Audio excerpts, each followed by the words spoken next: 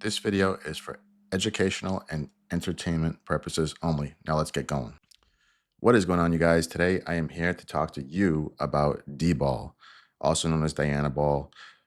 It's a very classic steroid that everybody loves and loves and loves, but recently in times it seems to be getting bashed. Okay, here's my take on it. All right, number one, it's not for everybody. All right, some people hold a lot of water and basically they don't have the best genetics. All right, they don't have like like if they already are pre-exposed to high estrogen, being sensitive to that, then this is not for you. However, if you're one of those lean dudes who's always like regularly really dry, like if you look at Arnold, like back in the day, his old pictures, right, he was like a skinny twig. It was perfect for him. He just blew up on it, right? And it just made him nice and rounded, and he had like a good looking body. He didn't have that big moon face that everybody talks about. He just had the right genetics for that particular drug. Now, you might be a candidate for it and you might not. Now, me, I can say I have good experiences with it. I do have to watch my diet, but I love it. I don't care what any coach says. Some people bash it now. They think it's outdated. It should stay in the drawer. But the truth is, most people don't use it that well. It's really unique at putting glycogen in the muscles, and it has like a very, it's obviously short acting. I think it has a half life about 3 hours off my head. Um, so you need to time it properly. It's not something that you just take it and you're good for the whole day. You can do that, and it will still give you some, gains and stuff. But I would, if you're gonna take it once, like say like 10 milligrams, just throwing it out there. Uh, that's like more of like a pre-workout sort of thing in my eyes because it's only 3 hours. So, and it does have a half life that probably gives you a little bit more, but it's very a lower dose at that point. How I think it should be done, if you're that guy, that dude who's got the skinny muscles, the real thin shaped body, I would eat it. I would take it, well, I guess that's eating, but I would take it with your meals. Okay, like I would do like 10, 10, 10, 10, 10 to get to like 50 milligrams. So I would do every like meal. I would do like 10 milligrams in the morning, 10 at lunch, and then maybe like, let's see, 20 before the workout, say. And then you have it'll have plenty of afterlife, after half life or whatever, still in your system, basically. I don't know. I can't talk today, but it'll still be there in your system, basically to have the effects into the rest of your day for the most part. All right, and that's how you kind of want to do it with most things. If you're using it for non pre-workout purposes, all right, you would lower the dose and then take it spread out more, to use it like more as an anabolic.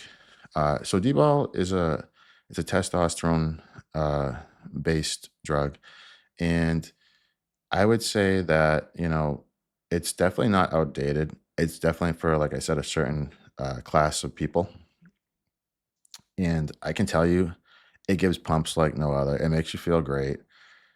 Sure, if you're running a big cycle and your test is really high and you have like all this other stuff going on, you got to be careful with it because you don't want to add too much estrogen, too much water, your blood pressure. What else do we got for this? Blood pressure. Yeah, you just got to watch your markers with it, and yeah, but overall, it's awesome. Like I go in the gym when I used to use it. It's been a while, but I get massive pumps. I always feel nice and full, especially if you drink a good amount of water on it and your sodium's on point. You just get like big pumps and back pumps, bicep pumps, chest feels full. It's great. It's like a kid in the candy store. So, you know, I just think a lot of things are overplayed by society today. I don't think we have to like bash it, all right, because it's outdated. Everybody says Anadrol is like the best thing ever, and yeah, it's great. Definitely makes you, I think, really full. It definitely holds more water in the muscle rather than under the skin, like D-ball might do.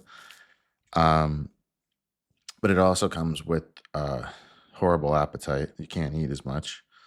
Um, and you have to run it a lot higher in dosage to get the effects that you would with, D-bol. D-bol is definitely stronger milligram per milligram, I would say. Um, but yeah, it's a really cool compound. It's just a matter of, pick your poison. Do you want, something that you can still eat and feel good at the same time? And, with Anadrol, it's like, the first 2 weeks you kind of feel fine. You get nice focus from it for sure. You get a lot of bit of energy. But after that, it kind of crumbles on you. Like you just get like I find myself getting sleepy on Anadrol sometimes. I don't know if it's that or just the high blood pressure that you got to watch. And you also got to run it. Your first cycle of Anadrol. I know this is not really for that video, but you probably would run it at 50. But usually, if you're big enough already, like from doing all your other cycles and stuff, and you're just trying to take it up a notch, you really got to run it at about 100. After about 150, it's really not that crazy. Like I've done it. Um, but I didn't really notice too much of a difference between 100 and 150. I'll be honest with you. So I've heard of guys going higher than that, but they're also bigger than me. And I don't want to push that envelope yet. I'm not in it for going on stage. So that's the thing today too. That everybody thinks you need these massive doses, and the truth is like you need more dosages to get to the size to hold that muscle at those bigger dudes that are like 300 pounds. Sure, you definitely have to push the envelope a little bit, but it doesn't have anything to do with the definition of your muscle or the shape of it or the quality of it or the size of it in regards to a regular decent cycle. Because most people aren't looking to look like Ronnie Coleman. All right. Girls don't care about it really, unless they're like a weird creep and for that kind of stuff. There's outliers. Girls usually just want a nice V tapered guy who's not too crazy, but like and then some girls like fitness guys. It's fine, but fitness guys aren't really that big. They're not like a freaky look. They're more like of a cut, aesthetically pleasing, you know, and that's what you really want to go for.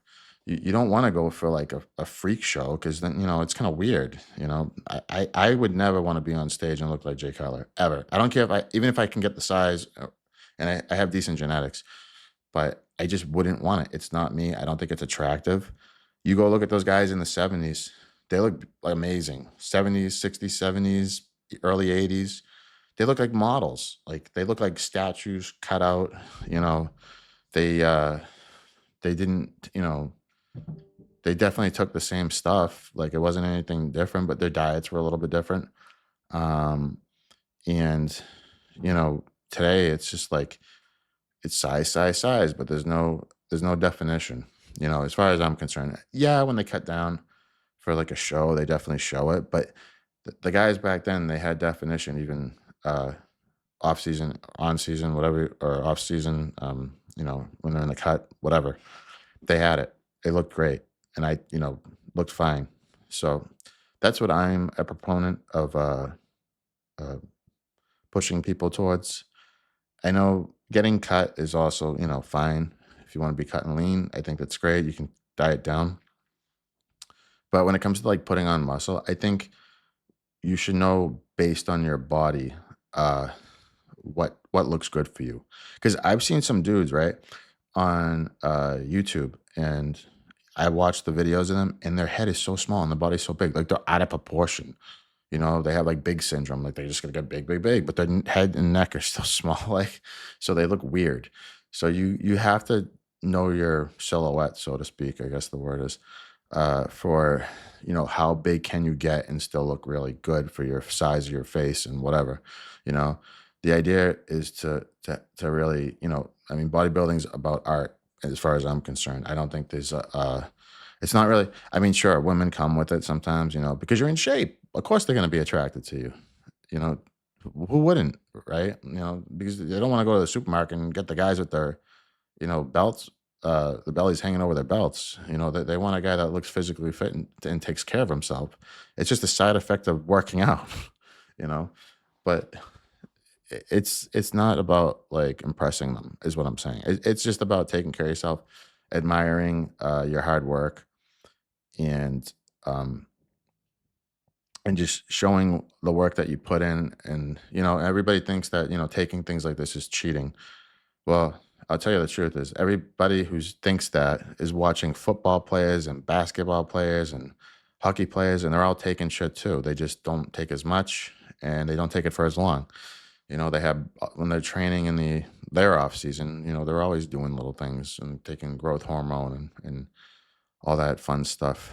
They just think, oh, they're natural. They're just a football player. They just look like that because they're big. You know, no, they're taking probably TRT and some other added things in between.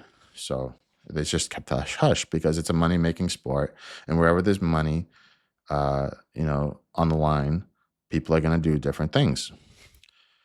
So I don't think anything is really cheating. And I can tell you, natural or not, anyone can still achieve a good physique. It just comes down to size and and genetics. Some people might need a little help genetically, and other people don't. Some people have it already in place and they just build muscle, and a natural muscle can still be built to a pretty good degree. I was pretty jacked up into my mid 20s before I even touched anything. I was big, you know, I didn't need much.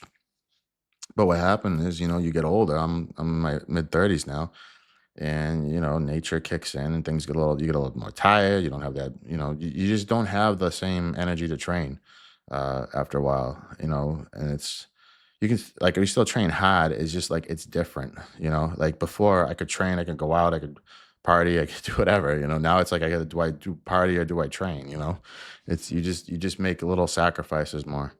um and I'm not saying I don't drink or anything crazy or anything like that, but I'm just saying I used to go out more, like, and still do the bodybuilding stuff and everything else. Uh, but yeah, you slow down. So sometimes you need something to keep you up to par, and that's when TRT kicks in. I've done TRT.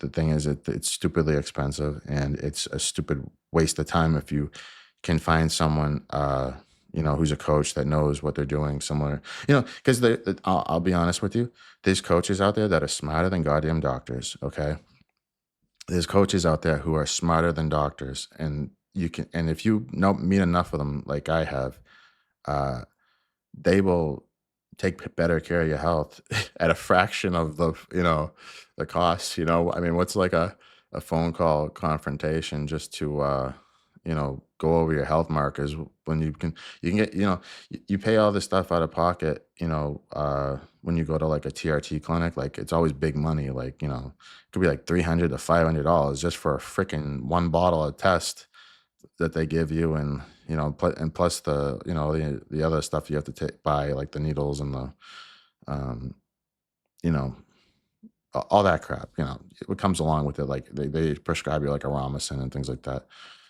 But you go to if you know a coach and you know that they're very reputable, I can tell you, like, even I read blood work. I mean, I learned a lot over the years. I do it myself. But when you're learning all this stuff, you'll realize that doctors are not as needed as you think. They're just to prescribe, I think, antibiotics at this point, or for surgery. Like if it's not surgery or antibiotics, like something you can easily just grab from them. And even antibiotics are achievable these days with the click of a button, but I'm not going to go there. But um, yeah, doctors are kind of a joke now as far as like, regular health monitoring goes. You can just get a health coach who knows, like, who looks at, because who looks at a bodybuilder's uh, blood work more than anything? Other coaches, and they see everything, and they have to watch all these health markers. So they're more, and doctors don't look at it like as frequent like that, where it's just like back to back blood work, because every call is like, let's see your blood work, how it came back. And it's pretty cool. Like, after you connect with a bunch of people, you get kind of this network of information that's like really good. And you'll be like surprised, like how much you can take care of yourself on your own for the most part without worrying. Because once you have the knowledge um, to understand how your blood work is read and what you need to address, it's like you do like what you got to do, like the information that some coaches like me or someone else might tell you, and it gets fixed, and you're like, oh shit, I guess I don't need the doctor, and it's just funny like that, because like I've had higher, you know, I've had higher insulin levels, not insulin, I'm sorry, sugar levels in the morning. And you go to a doctor and they're like, oh, metformin, boom, boom, boom, boom, right? They're just going to prescribe you metformin. And while that's like okay, all right, like, that's their by the book, that's the problem. Doctors are medically impaired by the book. Like they can't do what's really right because of all the insurance matters and liabilities. So they have to do this like really narrow-minded way of curing things. All right. So the thing with metformin is like if you have problems with like your pancreas and say like it works normal during the day, but in the morning you're highly with your fasted, uh, that's a first sign of like diabetic issues, or the fact that you're probably eating a lot of food and your pancreas like can't keep up, and it's burning out in the morning. Even though in the morning it's more about your liver pumping out a lot of sugar. It basically pumps out like glucose or some to wake you up in the morning. And it's like your pancreas, if it's not keeping up, then you got a problem there. That's early signs of failure, because it's not working properly. So what do you do? If you take metformin, yeah, whatever it produces might lower the risk of having higher blood sugar, but the problem is that your pancreas is still working hard, because every time it senses, that the sugar's high, it's going to keep working, and eventually it's going to burn out, and then you're going to go to type 2 or have other issues as well. So what do?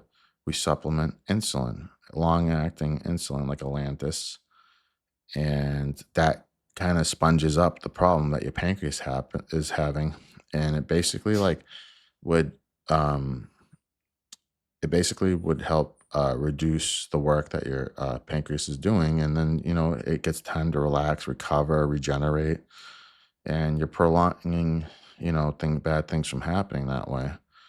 um but doctors won't do that. They're too scared, and with all the problems we have with insulin and like pricing, and Uh, it was a crazy talk about it a few years ago. Like insulin was just a pain in the neck for the U.S. to be able to provide, or it had something to do with the pricing is so high, and it's just ridiculous because it's I can tell you like it's really not that expensive to make. Um, so that's kind of that on that. I mean, I went from Dbol to insulin to doctors to you know all kinds of spectrums here. But yeah, back to D-ball. So yeah, if you're on, your first cycle, I would just keep it clean without anything. But if you're a skinny dude and you want to play around with a little D-ball at low dose, I would keep it under like 30 milligrams a day. Sure, why not? Try it. You might like it. But I would keep it under, if you're younger, probably under 10 weeks. If you're a little older, and you're probably doing bigger cycles by then, if you've been doing it long enough, then just monitor your blood work because you probably have the money to check it. The reason that actually people tell you suggested time frames is because most of the time, um, people don't do blood work who do this kind of stuff and play around with that stuff. They just kind of do it and then get off it at some point, and then they hope everything's good. Uh, but if you're like are really serious about this, and that's why I tell people don't do anything crazy unless you're gonna check your blood work and have someone look at it over time. Then just keep dosages low. You'll still make plenty of progress for years. I'm telling you, at least 2 or 3 years. So, um, yeah, go that route. But once if you're an older guy, if you're career driven and you got money, and you can afford to, take like I think a full panel is like $200, but this you could just do like smaller test as well to kind of get an idea where you're at with certain things. But I would do the full panel once in a while, like every 4 months, and just see where you're at. And if things look okay, you can just do whatever you want, basically. If things aren't moving, and everything looks good, and you get a clearance to party, yeah, so to speak. Um, yeah, but And I'm just going to close this video with, I'm not a doctor because I have to, tell you this. I'm not a doctor. This is for entertainment purposes and informational purposes only. And I do not advise anything that for you to do that I say actually in this video. Uh, do it at your own free will and don't do anything that your doctor wouldn't let you do. That's my disclaimer here, for all purposes. So, yeah, cool chatting. I'm going to put this video up on a few platforms. And if you like it, give me a follow, give me a like, give me a comment. Uh, and I'll do more. I can talk definitely more in depth about plenty of, things. And the best way to reach me is actually on my Instagram. It's at Black Feather Fitness, all one word. If you reach me there, uh, you can send me a message. I can help you with fitness, weight loss, coaching, and depending where you are in life, and maybe you're already doing some stuff with what I'm talking about here. I can give some tidbits, uh, you know, about like what you might want to try, or you know, uh, suggest how you go about your protocol, depending on where you're at and who you are. So, and I don't provide anything. I don't provide. That's all on you. But I will leave it at that. Hit me up. Hope you like it.